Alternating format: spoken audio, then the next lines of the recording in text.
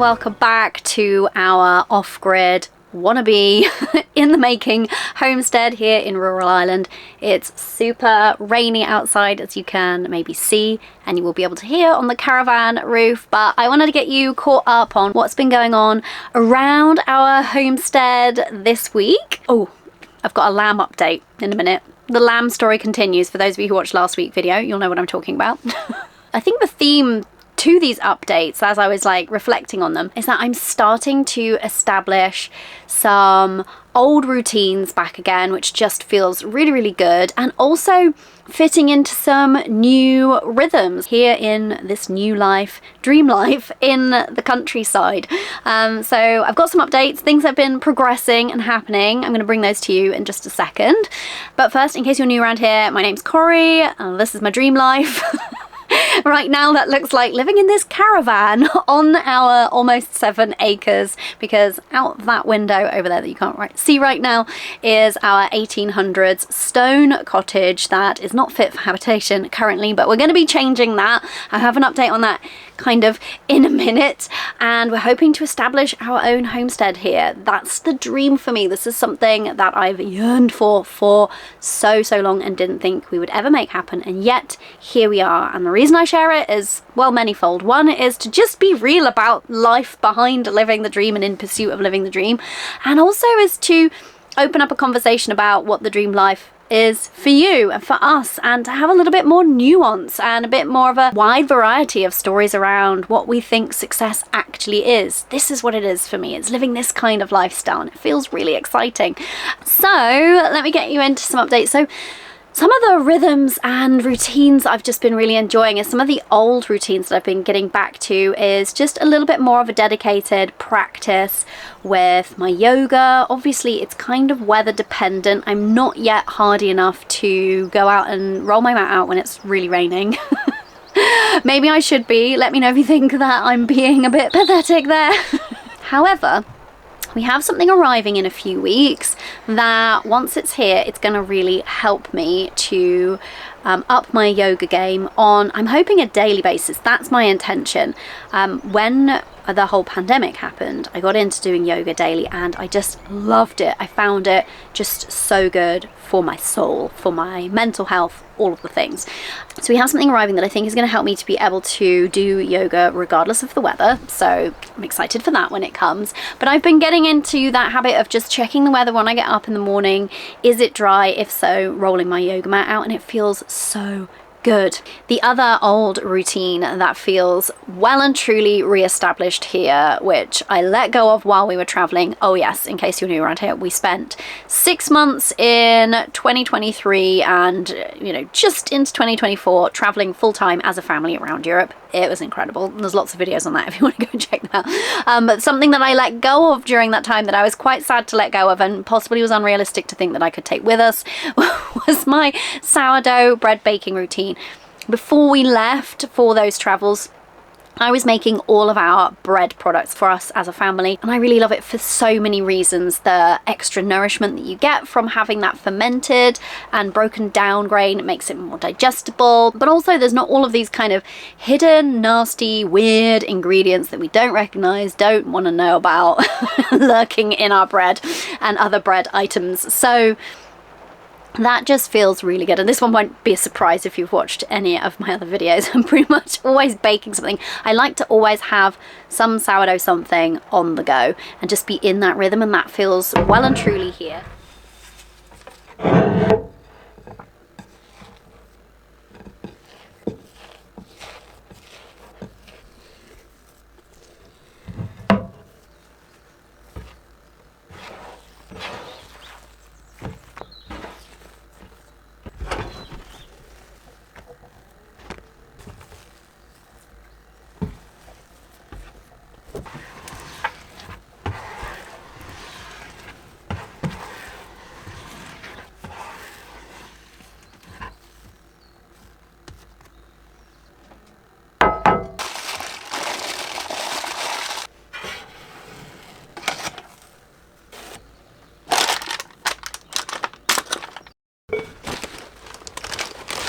And so I have one recipe that I've just been using on repeat. I got it from Sarah Therese. If I remember, I'll pop a link in the description. I modified her recipe slightly for her sandwich loaf, and because I don't have my Dutch oven, it's still in storage, so I can't do the kind of artisan style of loaf that I really enjoy the most.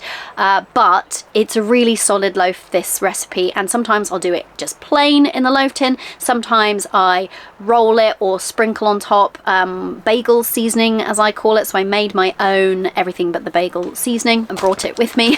That came traveling with us. See, I'm just that kind of person. We call that bagel bread when I do it that way. And then sometimes I let it form in a banneton and then I just bake it, and it's kind of more of like a cob style. So I kind of mix this recipe up, but pretty much always have a batch of it on the go, and that's just felt really, really good. We've run out of the sauerkraut that I made, so that routine hasn't fully established, and I'm bringing in a new rhythm and routine in the kitchen, and that is making kefir or kefir. Anybody know the actual pronunciation of that? I've heard this pronounced so many different ways.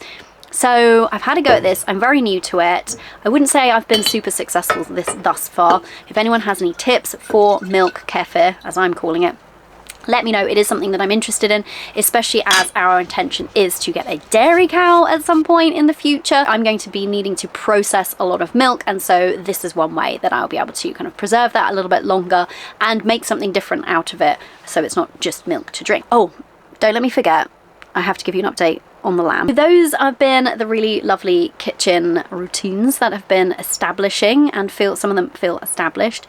And then just rhythms generally that have been slotting into this new life here. So we have laying hens now, and I go and see them. It's my job to see them first thing in the morning, let them out, give them their fermented feed, so we ferment their grain. So that's a rhythm that we've gotten into, and actually I am loving it because they force me up and out. So I'm quite an early-ish riser anyway, earlier than my husband and daughter. They like to sleep in, but I really just like getting up, and especially at the moment because of the time of the year and the clock change, getting to watch the sunrise I think is so good for our circadian rhythm.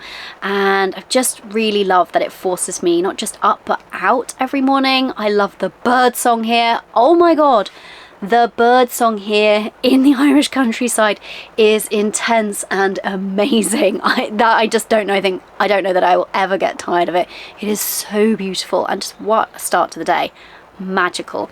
So that is a rhythm that I'm absolutely loving as well. Another old rhythm that I'm back into is journaling at other times of the day. So I have a morning mindset routine. That's really been something that has helped me so much, helped me to keep my mind clutter free, helped me to deal with negative things that happen and fester mentally if we leave them. It's also helped me to create a lot of the life that I'm living now. It's been a really powerful habit for me, and it got a little bit discombobulated with the travel and coming here, and not having my own space in the morning has been challenging. When we first arrived, it was too dark in the morning to be outside and doing things on my own, so I've had to mix up my morning mindset routine and augment it in different ways. So my morning mindset routine feels just a little bit more on an even keel now and less kind of up in the air. It was constantly having to change according to our circumstances, but that feels like that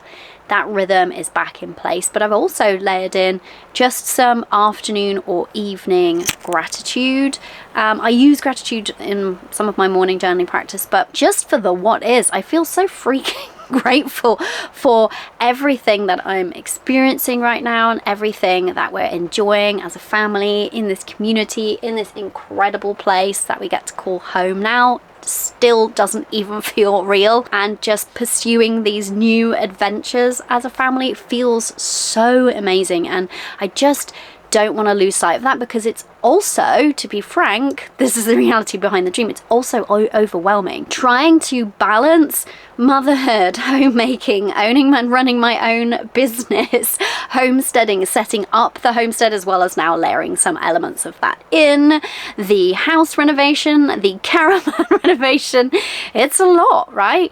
And that's exciting and it can be overwhelming. And so it's been feeling really good and grounding to me to have that afternoon or evening journaling practice, just to kind of anchor in the moment and also sort of bookend the day. So that's felt great. Speaking of all of those projects, so there has been some progress on the homestead. One of the things we're really keen to do is grow and raise a lot of the food we eat. That's the goal that we're aiming for. And so we actually started planting.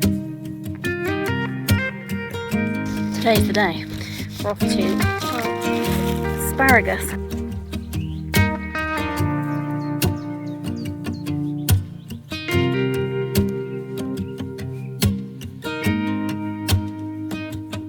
The reality of this land that we've bought is that pretty much everything needs to go up this hill. At least it'll keep us fit. Resting on the job.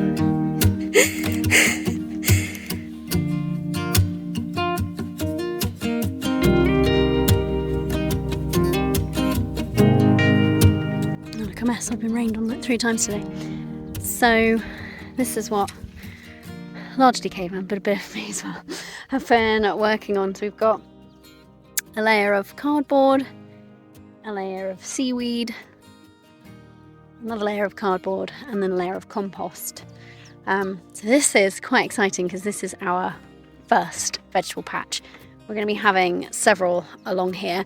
And the thing that we're planting first is asparagus, which might seem like, do you not want to get like a potato or an onion or a carrot, something, you know, like a real staple in the ground? But we bought these asparagus crowns, I guess they're called.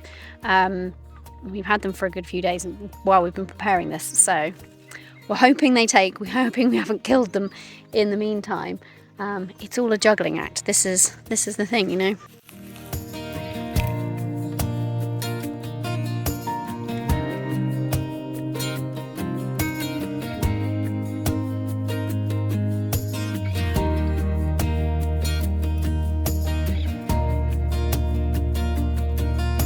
So nice coming up here at sunset.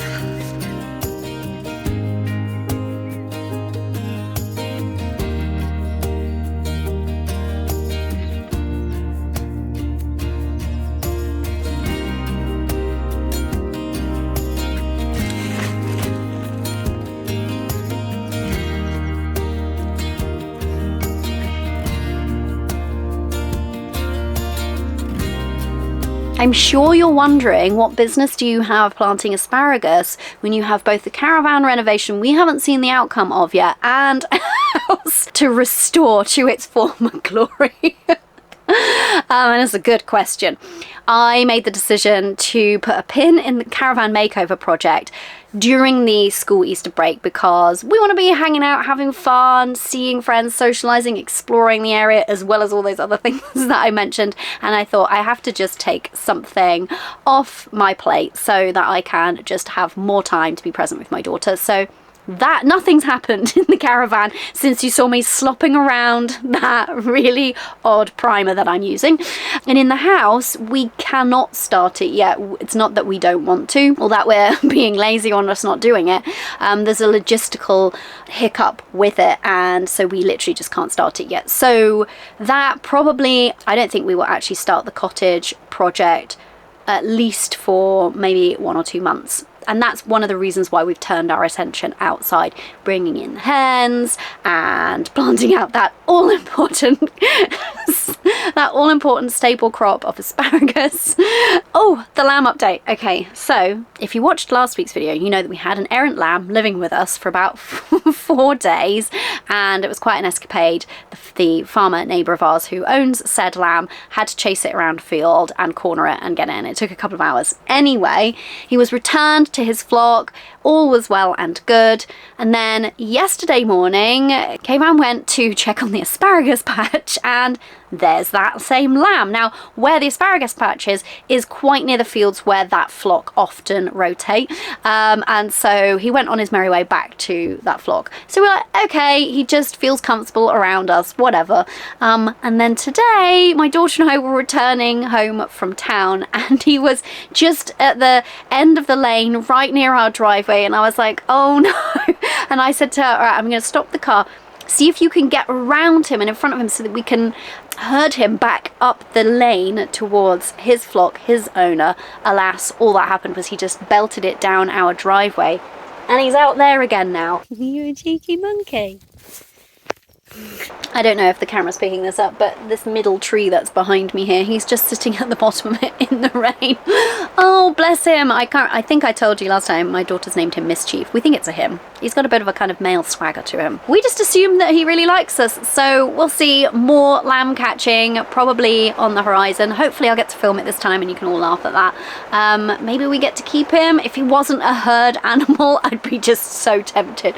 He's just so cute. So these are the happenings around our off-grid homestead this week, and whatever your dream life looks like, regardless of whether it involves kefir, sourdough, lambs, hens, and asparagus, I don't know, any of those things, regardless of what your dream life features, go and live it, my love. Bye for now.